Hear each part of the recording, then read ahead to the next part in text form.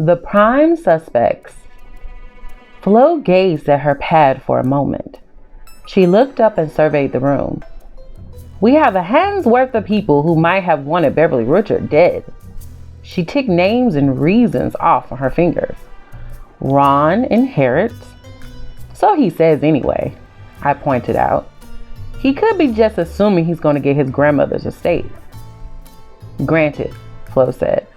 Then there's Isadora with her anger about the potential of losing half of her own inheritance. I met a Isadora. Derek gazed over my head out the window as if he was thinking. She's always seemed to be wearing very expensive looking things. Flo went on. We also have Eli, who might or might not have hated Beverly. Jen, you also mentioned Beverly acted really drunk last night. I said, and that she said she wasn't feeling well. Somebody at the dinner probably poisoned her with a substance mimicking being intoxicated, Derek said. Maybe, but what substance? I asked.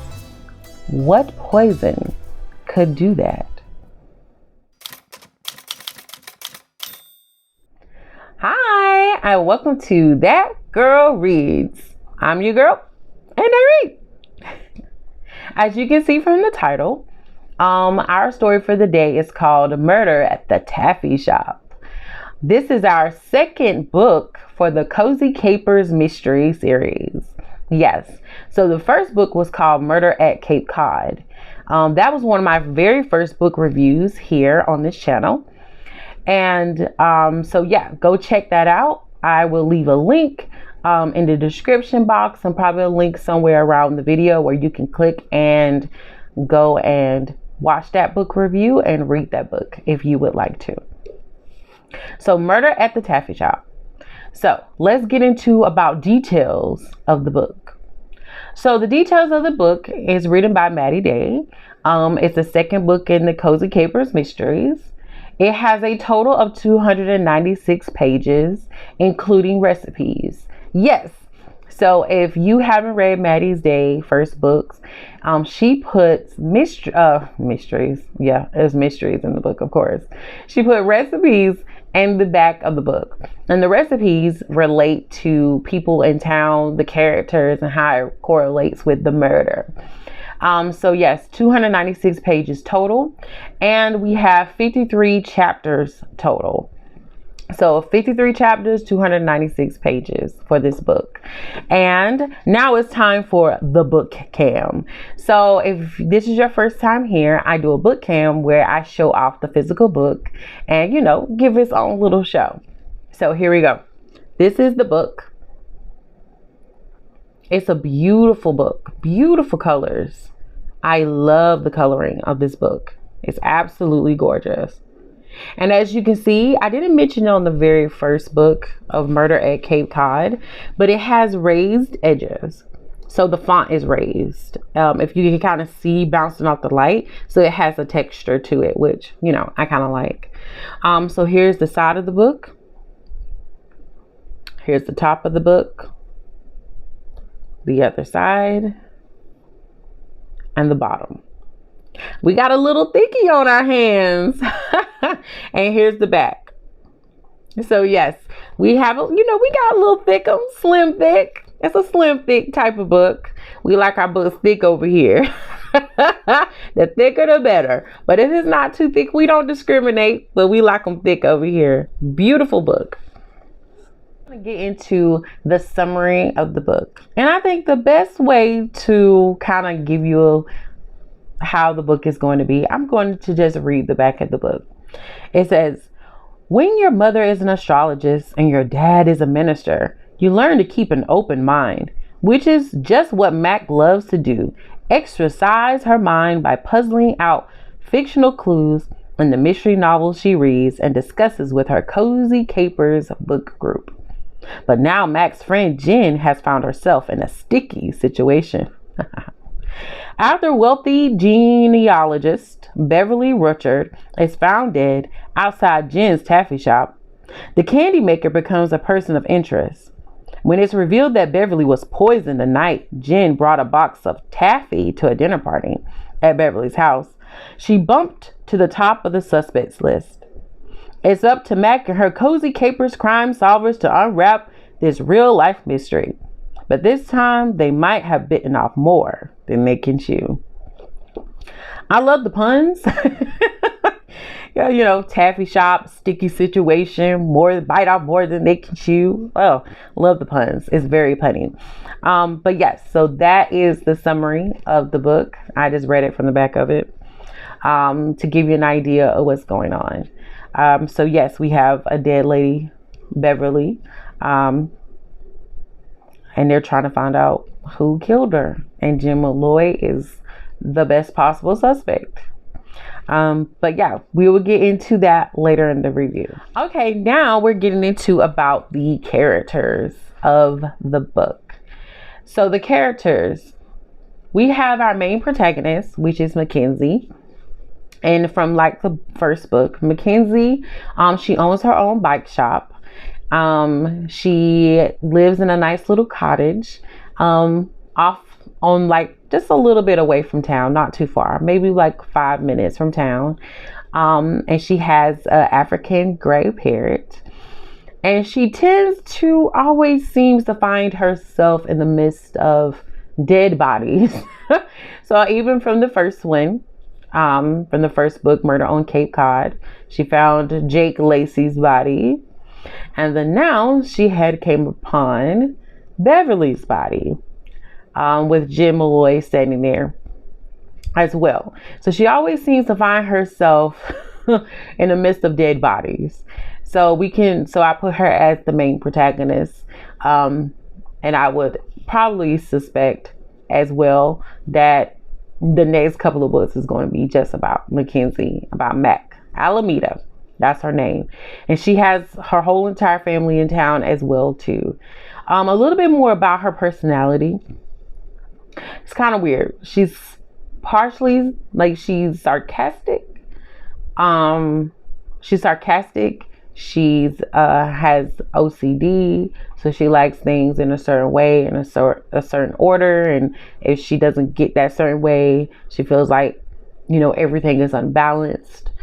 But even though she likes to kind of be by herself and stick to herself and just be with her and her boyfriend Tim, she also is very nosy because, as you, like I said, is trying to figure out clues. She likes to ask questions to try to figure out what is going on at the same time. So her personality it's an interesting one. Not annoying per se, but at the same time is there as, I would say, like any person who is, oh, this happened, so now I have to deal with this. So that's Mackenzie. So I'm going to talk about the next couple of characters. And so I kind of put them in like a group because I thought it would be easier that way. So I called this part the dinner guest. So as I read in the summary or the synopsis in the back of the book, it mentioned that Beverly had a dinner party the night before she died. And so I'm going to read about the dinner guests and who they are and all who were there. So, you know, you can kind of start putting your little thinking caps on and try to determine who you think could be the murderer. Who could be the killer? Okay, so of course we have Beverly. And as you heard, Beverly is a genealogist where she helps people find loved ones. And we found that out in the book. But before she even hits the scene in the book, she's kind of one of those women who is very astute and very wealthy and fancy. She likes things a certain way, and when she speaks, she knows what she means. Like she's very authoritative, and she's not very well liked in town. A lot of people didn't like her, but then we kind of find out a lot of people did like her. And so when she was found dead, we had so many possibilities of people who could possibly want her dead. So that's what made that so interesting, because of the fact that so many people could want her dead anyway. Yes. So that's Beverly, and she had a dinner party and she invited all these people over to her house. Next, we have Ron Ruchart. This is Beverly's 25-year-old grandson. Yeah, so he was at the dinner party. Well, of course he would be at a dinner party because he lives with his grandmother. 25-year-old, live with his grandmother. He's decided to live with his grandmother after his mother died, which is Beverly's daughter. She died. And he doesn't like his stepfather, Eli, which we will talk about soon. He didn't like his stepfather, Eli, because he thought that Eli had something to do with his mother's death. And so, Ron's biological father was not in his life. So he decided to go live with his grandmother. And he also works at a game shop. He works at a game store selling video games in town. So he was a dinner guest. Next we have Eli, which is Ron's stepfather, or ex-stepfather, as I should say. And Ron Eli is dating Jim Malloy. And of course, Jim Malloy, who we'll talk about soon. Jim Malloy is the one who owns the Taffy shop where Beverly was found dead. We also found out that Beverly doesn't really like Eli that much, especially after her daughter died. So, you know, the more you know. Next, we have Jim Malloy. Jim Malloy, of course, was invited to the party because she is the girlfriend of Eli. And yes, as it was said in the summary, she did bring a box of candies for Beverly the night that she died. And Jim Malloy owns the Taffy shop. And Jim Malloy is also Mackenzie's best friend. And they go walking every single morning. Before they go to work, they always walk a brisk walk. You know, a brisk walk. No running. And it's Mackenzie's best friend. So Mackenzie is definitely want to get down to the bottom of what happened to Beverly. Next, we have Wesley Farnham. Wesley Farnham was also a character who showed up in the first book, Murder at Cape Cod. Very eccentric man, kind of weird, love his tropical shirts, seems to have a heart of gold. And we come to find out, and he's wealthy as well. And we also came to find out that he was actually dating Beverly. You know, that late in life love. That golden age love. Yeah, so him and Beverly were actually in a relationship. They liked each other. You kind of find out later on in the book that they liked each other. So you have that. And the reason why they became close, Wesley and Beverly, is because he had a child previously before he had his daughter. And he wanted to know more about his son or what happened to his son. So she helped him find his son. And that's how they became closer. She helped track down his biological son. Next we have, and finally, we have Isadora Farnham. This is Wesley's daughter. Wesley's daughter, she is wealthy because of her father. But she also works at a very expensive clothing store on the outskirts of town. Yeah, and she, so we're speculating and we're assuming that the reason she's a little upset with Beverly is pretty much because she found her brother, half brother. And so she's afraid that her inheritance might be in trouble with her father. So she doesn't like Beverly because of that. So yeah, those are the dinner guests. And we have Beverly.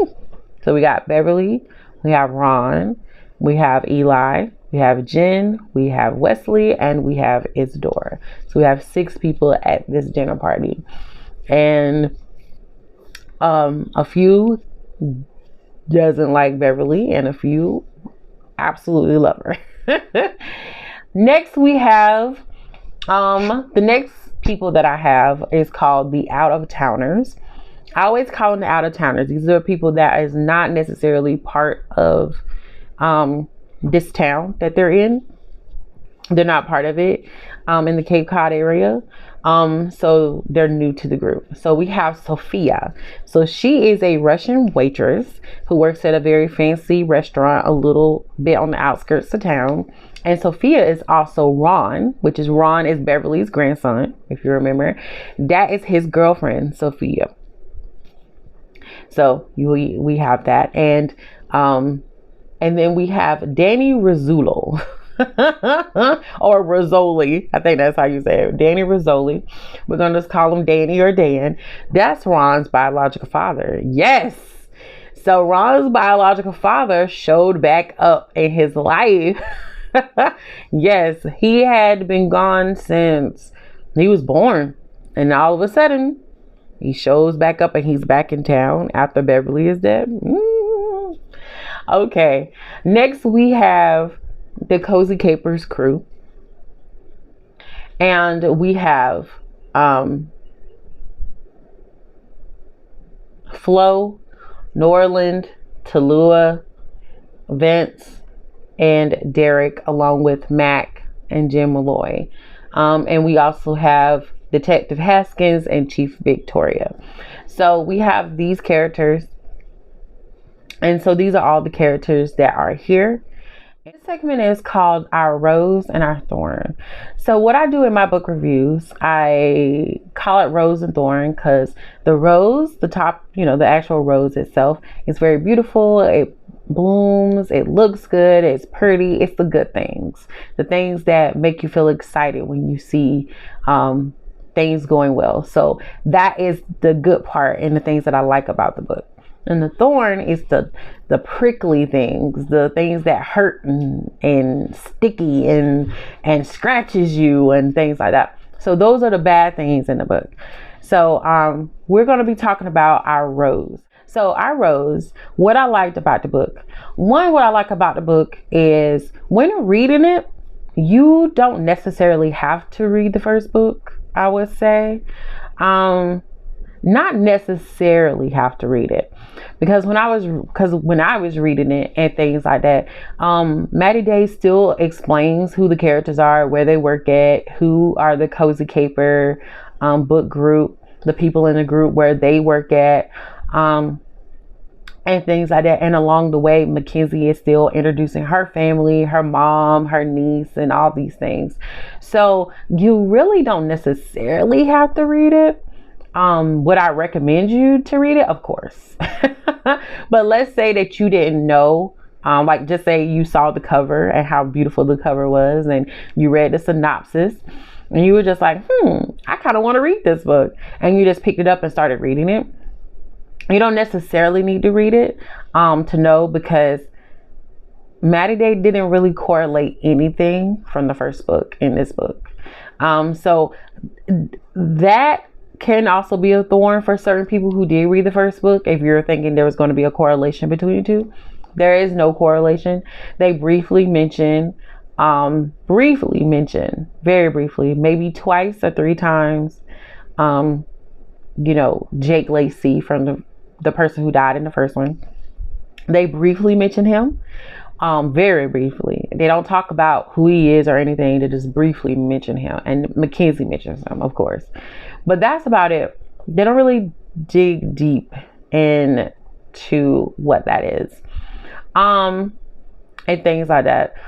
So yeah, if you pick this book up and you decide to read it, of course you can tell it is from there's another book that follows, because like I said, they briefly mention it, but it's not so much that, it's like, I have to read this one to understand this book. It's like, no, you could jump into this, read it, and then realize, there is a first book, but it doesn't overshadow this book at all. So I do appreciate that. Next, what I like about the book is the flow of the book. The book has a really good flow. What I mean by that is, with the first, I would say with the Murder on Cape Cod, it was a little choppy.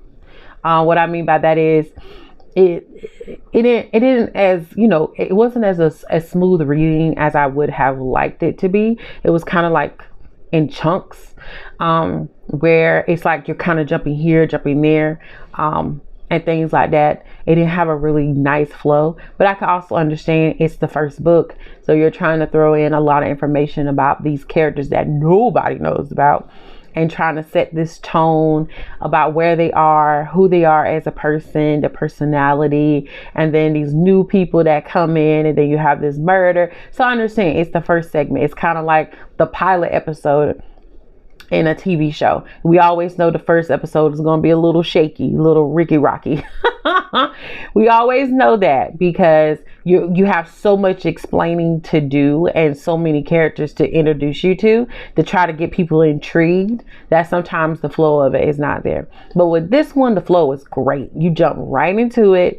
You like, she was able to balance bringing up who the characters are, even if you didn't know, if it's your first time reading, but also making it where it's so entertaining that it just flowed well, that you are really intrigued to read. And the transitions, and so what I mean by that, the transitions from one chapter to the next, even if it's in a different location, it still was connecting with the other chapter where the transitioning was awesome. So you just easily can just go into it, and it's great. So the flow of the book is 10 times better, in my opinion, than the first book, Murder on Cape Cod.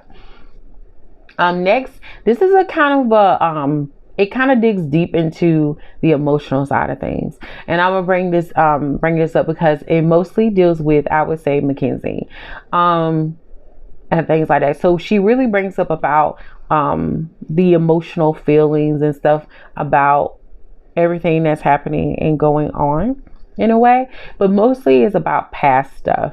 A lot of it is very things in the past, and that kind of what goes into about Mackenzie. So in the book, Maddie finally gives a really great backstory about Mac, because we knew about her, like where she worked and about her family, but we didn't really know about her. Like, she kind of skimmed over the top of her life. This time she kind of dug a little bit deeper about her past relationships, past loves. And she also kind of correlates that to her niece as well, Koki, who is like 5 years old, and about like her mom being gone and, dealing with that. So I kind of like that aspect, that we dig deeper into who Mackenzie is, so we can kind of get a better understanding of her personality and where that is coming from. So I really, really appreciated that and liked that, about the backstory of Mackenzie. It really helped to know her personality. Also as well, we also learned, about Tim's personality and things like that too, because Tim is, Mac's, boyfriend. And he works at Greta Grains. He owns a bakery. So when they describe Tim, even in the first book, he's like perfect hair, perfect body. He loves Mackenzie. He loves Mac. Great baker. He has his own house. Everything is perfect on him. His personality, how he talks to Mac, it's perfect. In this murder mystery, not so perfect place, because that's the thing, like, they live in Cape Cod, a small little community where people come. It's like a touristy town, but they come for the summer. And so all of a sudden this thing drops here, and it shows that the place is not perfect. Murder has come here twice in this small town. And so and things like that. So to have something that's so perfect is so weird. And I always thought it was weird from the first book, but it was good to see that Tim is not perfect in this one. And to say what Tim was not perfect in, I'm not going to say the conversation, because I want you to read the book, but it was mostly, we kind of seen that he was acting very childish, and he was also, and if you read it, and it's not my opinion or anything, this is like, if you read it in a way, trying to guilt trip Mackenzie into something. And I was like, okay, Tim, we seeing this side of you. We see that he's a very sensitive character, and things, and that when he does get upset and angry, he comes off kind of childish, and he tried to guilt trip her and say these certain things, to say, if this doesn't happen, then this is going to happen, type of situation. Not to make him sound terrible or anything, but it was just good to see that side. Some people could put it off as like, oh my gosh, that's horrible. Like, why would you put this in this book? But I'm kind of happy that they did put this in this book, only because it brings that little bit of like reality to Tim, because he was a little bit too perfect, that I was kind of suspecting something else was going on with him. And I don't want that. I don't want to be like, here we have this murder mystery and I'm thinking like, oh, could it be him? You know, unless that's how Maddie Day wanted to put it. I didn't want to fully be like, oh, it's him in every book that we read because of his perfect personality. So it's good that we kind of get that realism from him and stuff like that. So it's a good thing, in my opinion. I really like that we do have that. Other people might be upset about it, but personally for me, I think it's a great thing. And also, finally, too, for what I also liked about the book is we do have a lot of characters in this book. We have a ton of characters. We have a majority of the characters from the first book, and then we have some new characters that do show up in this book too. Some new characters that show up that are introduced. But even though they are introduced and we have these new people, it doesn't overcrowd the book. You know, sometimes you can read a book and it just has so many people that when you're reading, you're like, who is that? Who is this person? Who's this? Who's that? You know, but with this one, when you hear their name like Victoria, Chief Victoria, we automatically know who we're talking about. When we talk about Detective Haskins, we know exactly who we're talking about. When we talk about Tallulah, we know that's, you know, she works at a lobster shack. We know exactly who Maddie Day is talking about. So she knows how to find a balance where she can introduce the new people and like let you know who they are, but also correlate that to the OGs, the OG characters, and bring them together. And it doesn't feel like you're being overcrowded and smothered with just a bunch of characters that your brain is like, what? I don't understand. I can't stay focused on anything. So I think that is absolutely great and wonderful that she's able to balance that out with the majority of a lot of characters that you do remember what's happening. So that's a great thing. Now let's move on to our Thorn, which is what I don't necessarily what I don't like about the book. First, gonna sound a little contradictory, but Mac's personality, it doesn't correlate too much with the first or the second one. And let me explain. So in this book with Mac, she runs upon Jake Lacey being dead, not so far away from her house. He had been stabbed. So she was very rattled. It was her first time seeing a dead body, so she was more rattled and things like that. And it really delved into like her psyche and all that stuff. This book, on the other hand, it did have her thinking about the past, but in the past based on romantic relationships and intimacy, not so much on the murder at hand. And this is something I didn't mention, and I wanted to bring this up. So from the first book of Murder on Cape Cod to this book, it's 3 months apart, or barely 3 months apart. So the murder that happened on Cape Cod in the first book was in June. And this murder happened in August of the same year. So it's barely hitting the 3 month mark. 3 month mark is barely hitting. And so Mackenzie has come upon another dead body, even though it wasn't as close to her as it was with the first one, but it's still her best friend, right? So in the first one, her brother was the prime suspect, right? And then in this one, her best friend is the prime suspect. And she's still seeing these dead bodies 3 months apart. And Mackenzie's Mac personality in this book, it was just kind of like nothing. It was like, oh yeah, we see this murder. Like, I think of the images, but she shakes it off. And if you hear her backstory in this book, it like verbatim, it talks about how it's hard for her to move past it. When these tragic things happen in her life, it was hard for her to get past it. Like, it took her a while to adjust and, try to create this new normal and something that's not as normal as she's used to. So when you telling me this in this book, and you're giving me this backstory on how she is that correlates to how she's supposed to be today, and how that relates to the first book of how she is trying to adjust and things. You do that when it comes to her relationships, but when it comes to her seeing these dead people, it's just like whatever. That's kind of what I got from it. Like I said, it's my interpretation from what I'm reading. And yeah, with the first one, she was really rattled. With this one, not as much, which, I mean, I understand it didn't have too much to do with her, but at the same time, it's like, it's barely been 3 months between the first body and this body, and you are okay. Let's just get into it about how this book ends. The ending is lackluster. You're probably like, oh my God. The ending is a lackluster ending. It is. And I'll go into why it's lackluster. Like I said, the book flow well. It's entertaining. It has the humor. It has the suspense. It has you questioning and guessing.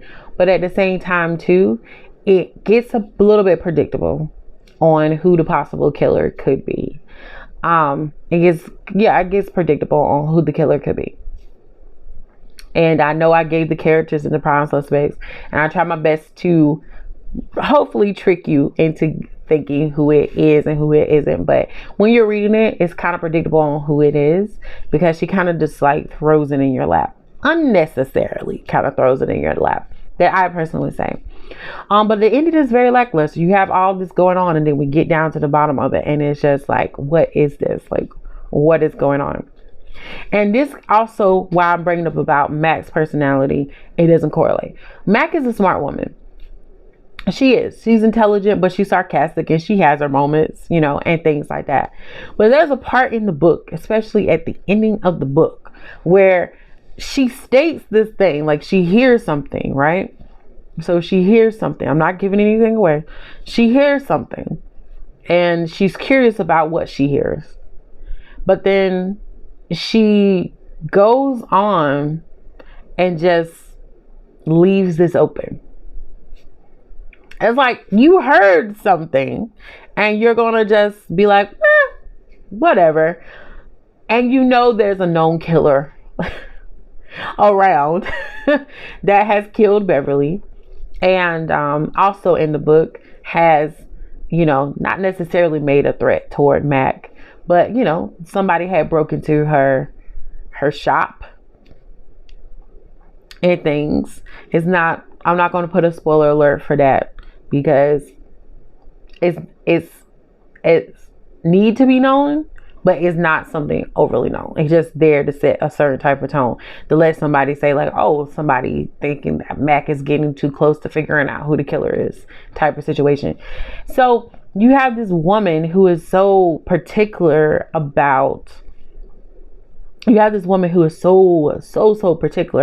and like has everything in order, asks questions, is suspicious of things. And yet, even in that moment, when she's sitting there and she's like saying, oh, I hear something, but then goes and just leaves this thing open, and there's a killer around, and you're very like paranoid and cautious, that to me didn't make any sense. And I'm saying, if you're going to write a character, you're going to have this character, you have to stick. It has to be consistent when you do these characters. There's nothing wrong with growth, and there's nothing wrong with expanding and letting us as the audience know what's going on with this character. But you are going to have to, as the writer, be consistent.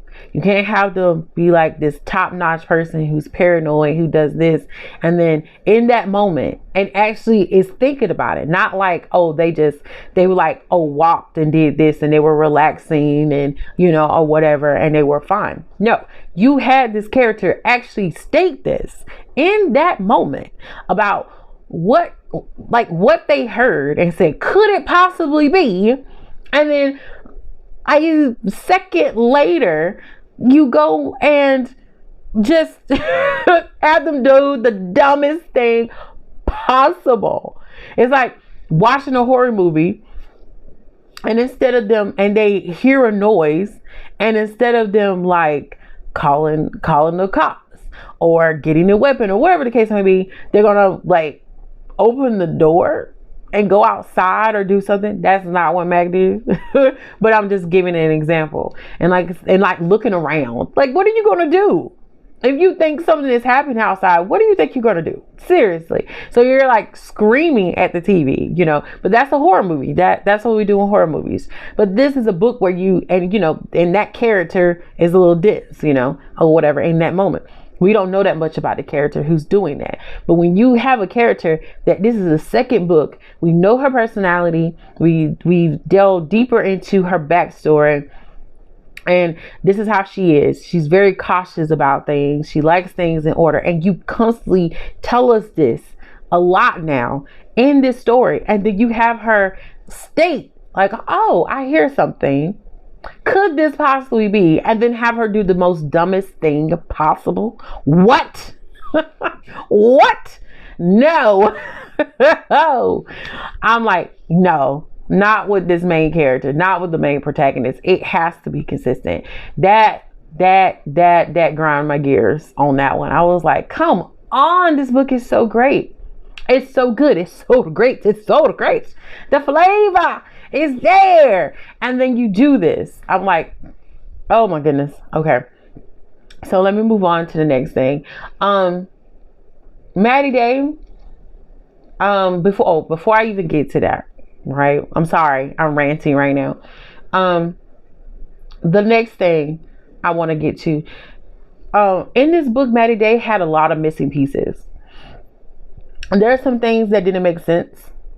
So there are some things that wasn't explained. Like I mentioned about, they bring up about Beverly's daughter who died. We don't know why she died. We don't know why she's died or anything like that. Nothing. Also too, there is something that goes on about a particular thing or whatever that happens at the end of the book. We don't know what happens to this particular thing at the ending of the book. I'm like, okay, what happened with that? Also too, I'm gonna be a little contradictory. I will tell you when I'm being contradictory.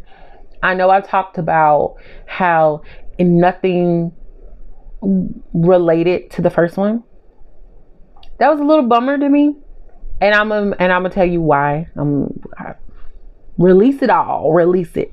We all the feelings come out here. However I feel. I mentioned in that first review with Murder at Cape Cod that I felt like there was more to the story in the first book. In Murder at Cape Cod, how it ended, I felt like it was more people involved, more to the story. So when I read this book, I was expecting us to have, we have this main storyline, but then we have a little bit of the first book kind of seeping through, not overpowering it, but just there, kind of just, peeking his little head up a little bit. Just to say, hey, there's a connection to the first thing. There was none of that in this book. And I know I spoke highly of if it's your first time reading and you jump into it, that you can read this and it's like its own entity, because she brings it up maybe 3 times in the book total. I kind of wanted a little bit, but that's what I was saying about how that book was and how it flowed in that first one. Because the way she wrote it, the way she wrote that book and the way she ended that book, she ended it in a way where it's like, oh, there's something else going on here. There's some other hoopla. Like, yes, we have this person who did it, but there's something deeper happening. And I thought it was going to be a little correlation. Just a little bit, just a little sprinkle, like Salt Bae. Just a little sprinkle of that in this book. Oh, it wasn't there at all. So if you read that first one and you got that feeling like I felt like there was something deeper going on, because it's the way she wrote it, then I would say you you're not going to get it in this at all. At all. I was looking for it. It didn't show up. I dealt with it.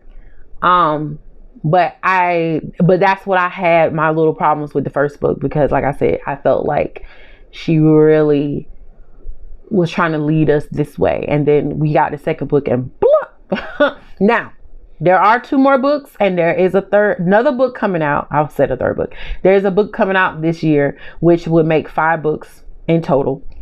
But the other 2 books are already out. So I'm just speaking on just what I read in this book, the second book. Okay. So I haven't read the third book.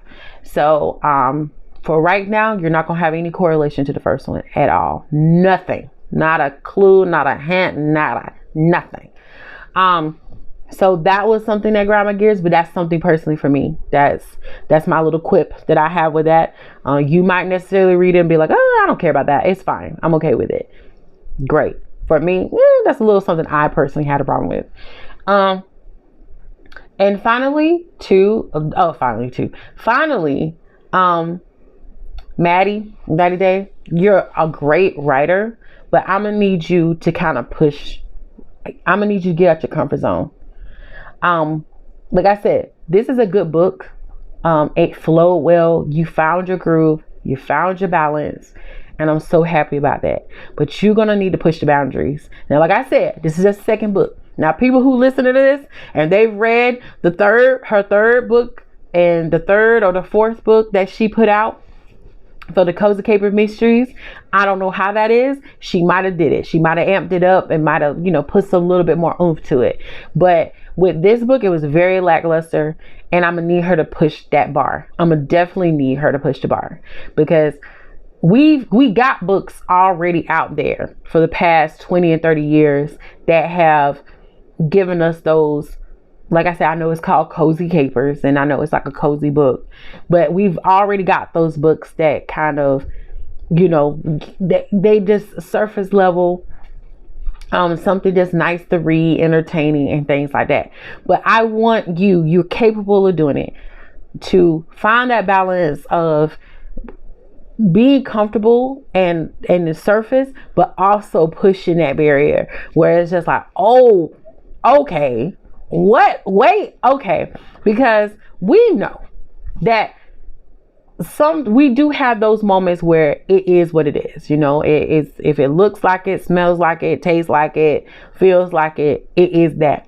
But we also know that when it comes to reality and realism and things, even in our existing life, that some of the most bizarre things that we think could possibly not happen, and things, it sounds too crazy to be real, and it's reality. Those stories that you hear where it sounds like it's made up, but when you look, it's like fact.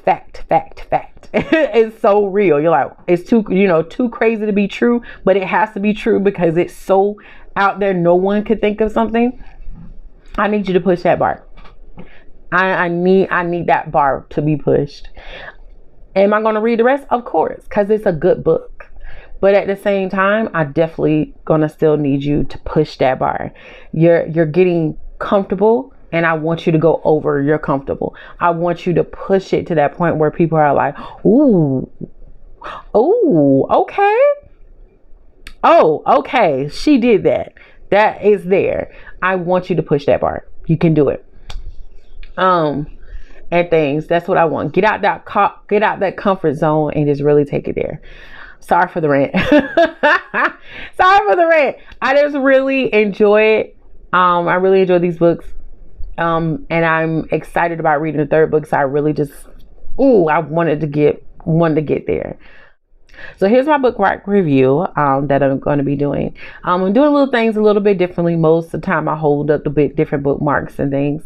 Not this time around, but I still will give my bookmark review. So for this book, even though I talked about my rose and my thorn, I still will give this book a 4.5 stars.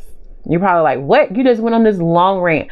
I know I went on this long rant, but I feel like my thorn that I have with this book is it's to a point that can easily be fixed. Sometimes you can come across a book that it just be like, It doesn't matter what you do, it can't be fixed. Mackenzie, you know, like I said, just make sure you keep her consistent from the beginning to the book to the end of the book. You give this personality, keep her consistent. That can be fixed. Just making sure you're consistent. That can be fixed. Pushing the bar, that can definitely be fixed. Like going over that comfort zone. Taking these characters and pushing over that comfort zone. You can do that. Because if you've taken that first book that was kind of chopped up and just all over the place, didn't flow well, and you make this book flow easily, oh, I know you can go over and push that bar. You can definitely do it. You can find that balance. I would highly recommend you read this book. I think it's good. Like I said, it's a cozy caper. It's very cozy. You read it, it's entertaining. You're up early in the morning, you drinking your coffee, you eating cereal, whatever you're doing, whatever your morning routine, or before you go to bed at night and you want to have this nice read, it is a great read that'll keep you interested. It'll have you laughing. It'll just have you, I don't know, it'll just have you just uplifted. It's really, really good. Yes, I believe that you will enjoy Murder at the Taffy Shop. So my next book, I will not be doing the for this because this is a series. I don't need to do the wheel. I don't need to do the wheel to figure out what book I'm going to read next. So the next book I'm going to read is going to be Murder at the Lobster Shack. Yes, Murder at the Lobster Shack. That is going to be the next book that I will be reading in the Cozy Capers Mysteries. That'll be book number 3.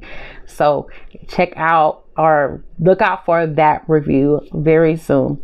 Murder at the Lobster Shack. So if you want to see what that book looks like, you can find it online, but I will do a book cam when I do the book review.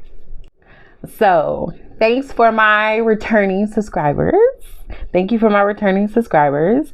And for any newcomers, remember to subscribe and like if you did. If you didn't, that's totally fine. And thanks for visiting anyway. So until our next review, ta-ta for now. Ta-ta.